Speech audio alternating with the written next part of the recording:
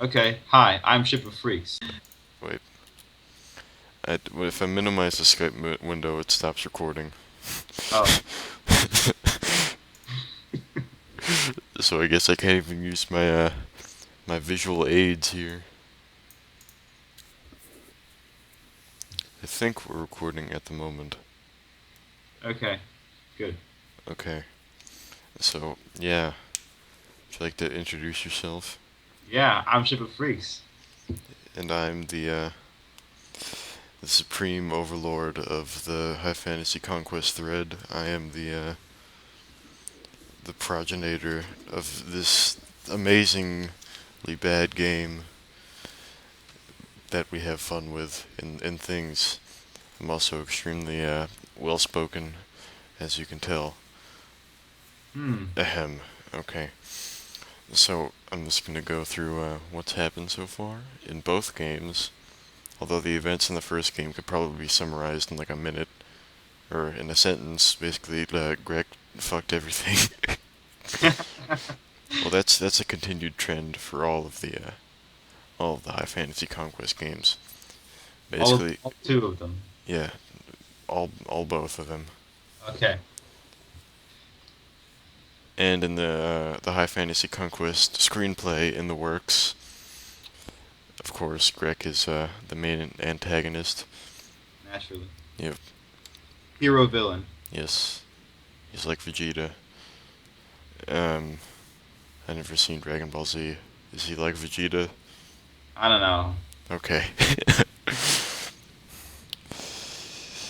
Anyway, so in the first game, elves were super overpowered, and basically, Greg was able to uh, exploit elvish unicorns and nature preserves, and he's able to build a force pretty early on that even if all the other power if both other empires in the game had banded together against him, he still probably would have won easily. Yeah, he also expanded more efficiently than the others, including myself especially. Well, yeah, you didn't really make an effort to expand though, did Yeah. you?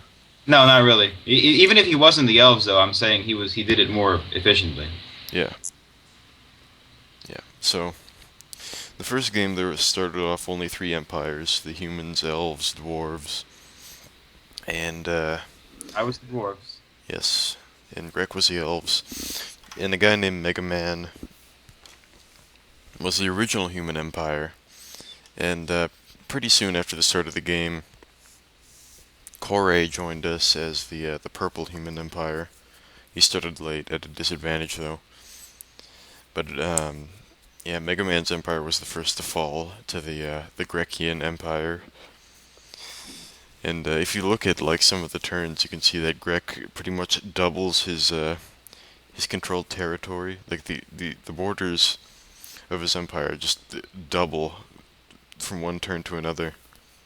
I'm pretty sure when Mega Man left, he ceded his Yeah, he territory did. to Karai, and then Karai ceded that to Greg. Yeah. Since Greg was already in the process of attacking it. Hmm. I think that's what happened. Yeah. So Corey became the sole human empire, and then Greg just basically started taking all of the magical artifacts. There were first he took the Philosopher's Stone from the Necromancer Sormander, and that was where in the canon that's where Greg the King died in the assault on the Necromancer's Tower. In But yeah, fact, it marked the beginning of the epic narration. oh yeah, that was the first flavor text that I wrote, and yeah, and it got even more ridiculous from then on. The flavor text. Yeah, we've seen lots of ridiculous things in the goings on section. My favorite part, or my favorite aspect of that, is probably the Dwarven King from High Fantasy Conquest One. We'll get to that. So yeah, after Greg got the Philosopher's Stone, he proceeded to take all the other artifacts and kill all the Mega Beasts except for the the diamond golem on the Onyx or the island of the Onyx, which Kore had the foresight to take over and sort of bolster with human defenses. So that was kind of really the only resistance to Grek's extreme expansionism and quest for all of the magical power in the world. Really, the dwarves didn't do shit. They just Yeah, I was at a disadvantage when I started to realized that I yeah was doing things the wrong way. yeah. So the other artifacts Greg got were the Sword of Time, which he used to turn the sea into sand somehow. And That he was made a giant land bridge over to was it the Kraken in the first yeah, it game? was the Kraken. Okay, and basically turned the Kraken into sand also with the Sword of Time. And then he killed the Kraken, and then he took the Seaman's Pearl, if it was called that then, which he basically just used for fun. It's not really a useful artifact. It just allows you to turn any tile in the world into a sea tile. So, and after that he got the Gem of Fertility from something. It was a unicorn, a Yeah. giant unicorn with Okay, yeah, that's the same one in the ritual for the elves have in HFC2. yeah. Am I forgetting any? Um, what was there? The sword, the Gem of Fertility, the Seaman's Pearl. The Philosopher's Stone and the Onyx. No, I think that was it. I thought there was a sixth one. There are six in the current game, right? I don't remember exactly. Okay, this is yeah, this is going well. This is Yeah. a pretty accurate recap. I don't even know things about my own game that I've sunk dozens and dozens of hours into. Oh It's not yes. even that complicated. Or anyway, so we'll just say there's five. Maybe there's another one. Oh, the Cloak of Shadows. That was it. There were six. Yeah. Where was the Cloak of Shadows? Oh, the dwarven automaton for some reason was guarding it in the first game. Oh right, right. I forgot Yeah. about it. Yeah. So we got all five of those, and I mean, he probably could have just rolled over the human and dwarves before, without even getting any artifacts, but Greg likes to have fun with things, so he went ahead and got them. And then he proceeded to attack the Isle of the Onyx. Also, I want to mention he used the Philosopher's Stone in an offensive way, which I thought was pretty amusing and clever. The Philosopher's Stone allows you to turn any mines, the ore instead of any mines, into the mithril ore. So he basically turned all of the dwarven mines into mithril mines, and they could mine it. The dwarves are the only race that can mine mithril, but they couldn't do anything with it because only the humans can make it into mithril bars, and only the elves can make mithril weapons. No, that's the second game. Okay, well, other way around then. First game. No, in the first Oh game. no, Oh, no, humans had no part in the process. You're right. Sorry. yeah. So yeah, the dwarves had a bunch of useless mithril. They couldn't make any steel or iron equipment. So Grek was basically cock blocking the dwarves from getting their medals. Or don't know if that's a good analogy. Um, so yeah, and then Grek's forces converged on the Isle of the Onyx, and Kore, with his uh, unarmed peasant army, built 8 castles surrounding the mountain that had the onyx, and the diamond golem was still there. So it was pretty well protected. Well, as protected as it could be, as Corey could make it without any resources. Then Grek went in with his mithril armed force, and yeah, the defenses weren't any problem for him, and he was able to kill the golem. But then Corey attacked with a ton of unarmed peasant forces, and through pretty lucky rolls, I think he was able to actually kill one of the mithril armed elf armies, and then he was able to commandeer their mithril armor and weapons. along with some unicorns that Corey had somehow. I don't remember how. And he used those. Well, actually, I don't think he ever got a chance to use those because after that, he also Corey had also taken the onyx of the earth from the army that he killed, along with mithril weapons. But he took that back to his empire's stocks, and from there, Grek was easily able to just steal it with the cloak of shadows. And then Grek won. Yep. But I'd like to go into detail about the about exactly what happened at the end, because I just want to talk about the dwarven king in the final confrontation, which is pretty ridiculous and silly. But basically, the dwarven king was trying to reclaim some of the dwarven mountain halls that Grek had taken. So he was leading his army, and he was killing. He was pretty successful, if only because Grek wasn't really putting up any effort to defend himself, because he didn't really care about the loss of those mountains. And then Grek decided to flood the tile that the king was at using the Seaman's Pearl. So what the king did was he took a bunch of elvish corpses from the battlefield, skinned them, took their bones, and built a boat out of elvish corpses. And he used it to sail down the mountain, riding the giant tsunami down the mountain. And he happened to arrive at the spot where the human king and Grek the Second were battling over the onyx of the earth. And Grek was basically just able to turn invisible and kill them both. And then, yeah, he won.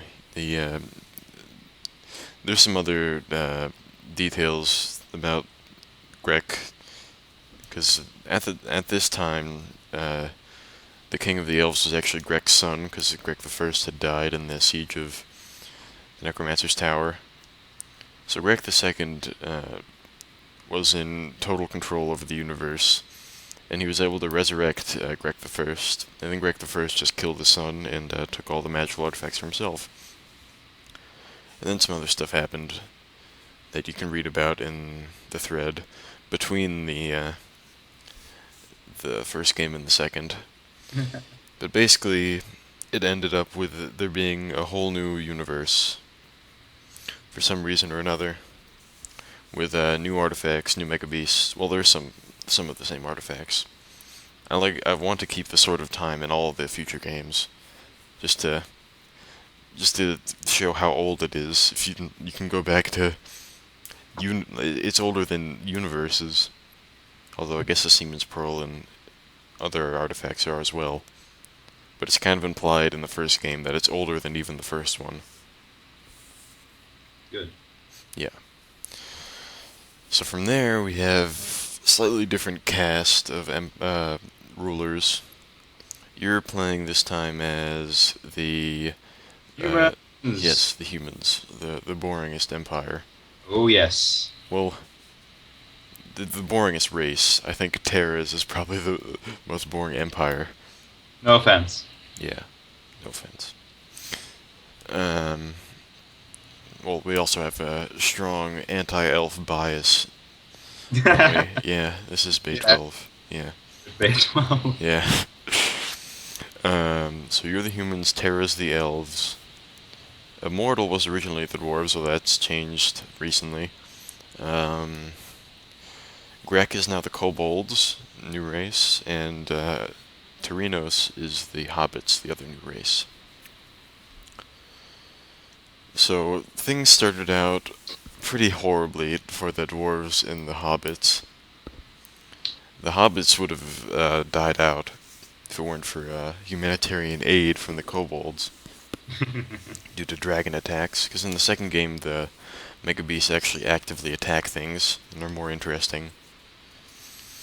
So yeah, the hobbits suffered early dragon attacks, and so they weren't able to get any. And since hobbits consume food, a lot more food than the other empires, they began to starve very quickly, and they weren't able to get up a farm and work it in time because the dragon burned it down.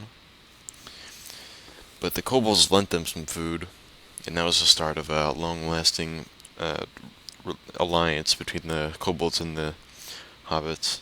Yeah, Terranos was on the verge of just quitting before that.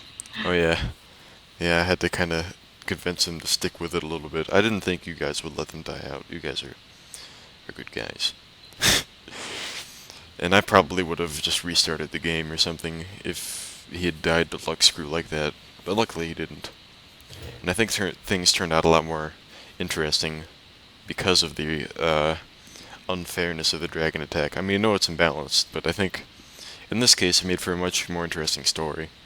Yep. Even if it did screw over the dwarves. The dwarves weren't ever in like danger of outright death, but they definitely were put far behind all the other races. And the the humans are insanely overpowered.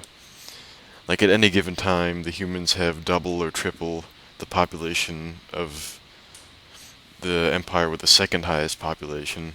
It's kind of ridiculous. The elves were able to catch up somehow, probably due to the kobold-human conflicts.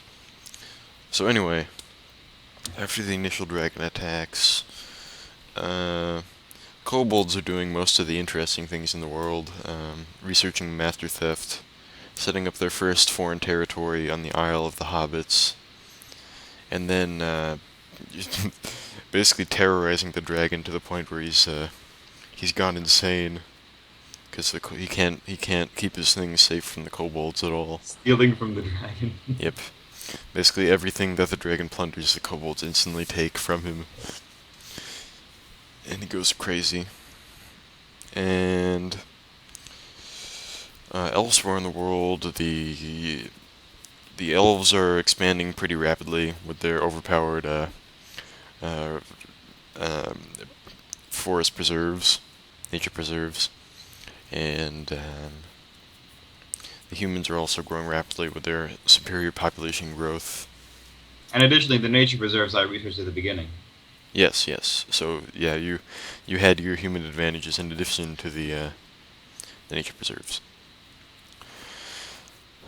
And yeah, there were some like public, well, basically all the other empires warned the humans to stop expanding because you were basically going to take over a good portion of both main continents.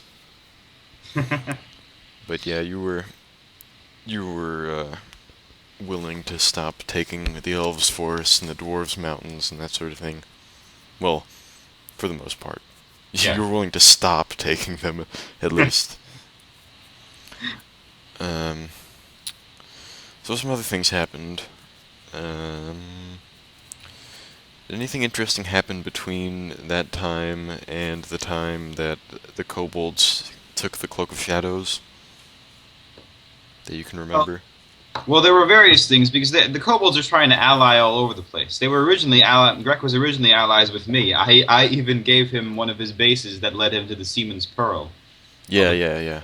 got that yet though. So the Kobold Empire basically, it's definitely the most interesting because while the other four empires are like mindlessly expanding and building more structures, the kobolds really don't have many production facilities at all, or food production. They even outsourced their food to the hobbits. Some Yeah, of they it. outsource most of their food production to the hobbits, and their empire is basically composed of small enclaves all over the world, in the middle of, or adjacent to all of the other empires. Like they've got a territory adjacent to the Isle of Anguish, which puts them. Yeah, all right, we're back. Okay, so it puts them adjacent to the elves, the humans, and the dwarves, especially the dwarves, and in a position to take the magma stone, which is the artifact in the volcano. And then they've got one adjacent to the human empire in the south, which is also in a position to claim the Seaman's Pearl from the Kraken. They've got one on the Isle of the Ent. Well, they've got multiple ones within or within Hobbit territory. They've definitely got the strongest alliance out of any empires in the game. The hobbits and kobolds are total bros. The small races gotta stick together. Yep. Uh, so yeah, they really don't have besides a few fisheries up in their homeland, most of which they've given to the hobbits, they really don't have much. But they do have. I mean, yeah, they're definitely a power. They're definitely a strong power, and they get to the point where they are uh, stealing the vast majority of the humans' output. Yeah, Greg used his various bases all around me in various places to extend his range to like a really large part of all of my production. Yeah, so basically he was leeching off of the human production. So the humans couldn't really produce anything, and Greg was reaping the benefits of the huge. Because the humans in Greg are basically like the two sides of the same coin, I guess you could say. Because the humans are the most effective, mindless expansionist empire. They've got the most territory. Well, maybe it's Terra's close, but I think the humans still have the most territory, at least the most land territory, and they've got the most production. Well, we'll say they have all the most of all these things, even though it might not be true anymore. And yeah, they're the fastest expanding in terms of their population. And Greg has basically none of that, but he's able to have all of the production vicariously through you that a large empire like that could have without having any of his own structures, without having to manage any of that, which is pretty awesome. So you were able to fight back a little bit, at least in the southeast, with your naval forces at one point. Yeah. You were able to destroy his bases in close proximity to your borders, and but that put a heavy strain on you, along with the Balrog attacks, which they're pretty much your fault. You Yeah, could have easily avoided that. I You openly invited it. Yeah, you you did it for sulfur, which is the most useless resource in the game. You put your empire at risk for sulfur, which leads me to believe that you were digging deeper for the express purpose of unleashing something like this on yourself, which you've told me you were. Yeah. And I think you posted in the thread that you wanted to see what the hidden fun stuff was. That's why you were doing it.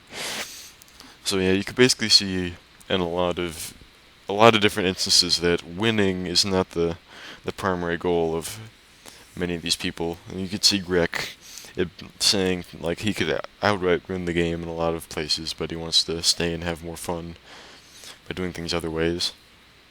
At least you could see that in the first game. And then yeah, you for some reason think that well, you're assuming that the hidden fun stuff is going to be something cataclysmic, which it may or may not. I'm not saying.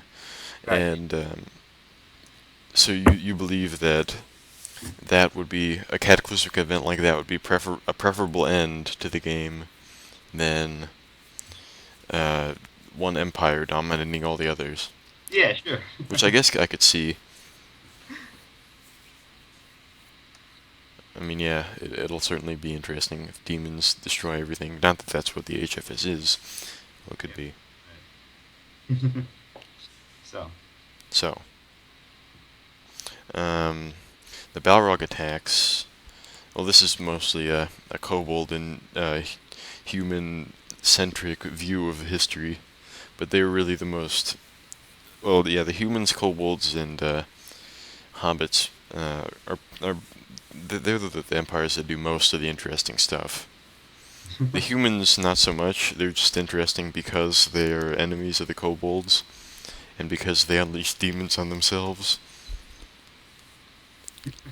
So yeah. Um, After that, what happened? right, let's see. So where are we with this? Various things. I've been sending wave after wave of soldiers at the Balrogs. Yeah. Greg has been stealing from the dragon and is still working with Terranos. Um,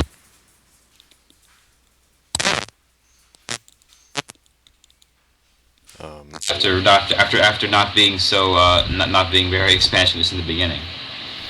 Let's see, where are we? You're out of your out there for a minute. Huh? Okay. Hmm.